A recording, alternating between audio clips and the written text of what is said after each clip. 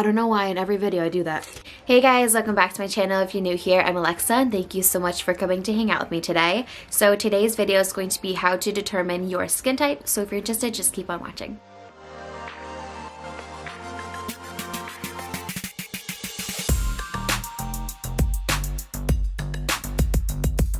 So I'm going to be making a playlist for you guys going over each of the skin types, more characteristics and tips and tricks and skincare recommendations. So obviously this is going to be the first one in the series before you move on to picking which one correlates with your skin. So let's go ahead and jump into that. The four main skin types are normal, dry, oily, and combination. Usually people don't have straight up normal. They'll have normal to oily, normal to dry, and then you'll have the combination. But so we'll start with normal. What the characteristics are for that is your pore size is usually something that you need to look out for all of the skin types. It's going to be a very big determining factor. So for normal skin, usually your pores are moderately sized, so they're not too big, not too small. Goldilocks, they're just right. That was a dumb joke, right? Whatever.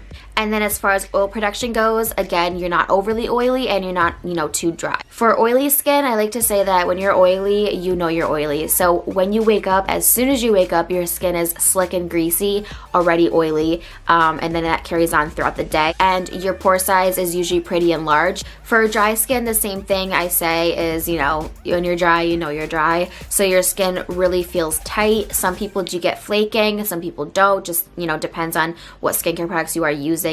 Your pore size usually is not even visible. They're super small. Now I'm going to go over the three types of combination skin, which is normal to oily, normal to dry, and oily and dry. So normal to oily, I actually have that skin type. The perimeter of your face is usually super normal. Like there's nothing like too dry, too oily about it. And your T-zone is usually the oily part. And then same thing with normal to dry. Your T-zone is usually pretty stable. It's not oily. And then the perimeter of your skin is usually going to be the dry part. So this T-zone is going to be the normal part. And then you get the lovely combination of dry and oily, which is super tough. Make sure if you do have this, be sure to check out for the video that's to come on tips and tricks, more skincare recommendations and more skin characteristics. But basically you usually are, oily in your T-zone and then the perimeter of your face is going to be dry. So each skin type that I talked about today is going to have its own video going over more characteristics and skincare recommendations. So be sure to check that out. Those are going to be coming up this week. I hope you guys enjoyed today's video. Give it a thumbs up if you did. Leave me some comments down below.